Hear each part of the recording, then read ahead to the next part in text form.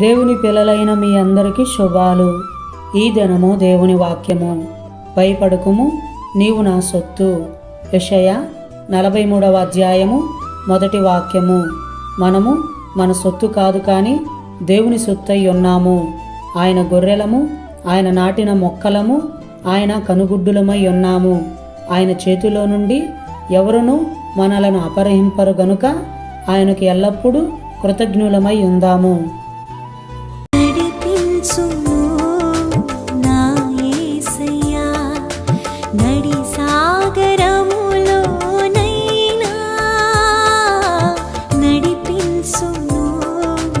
నా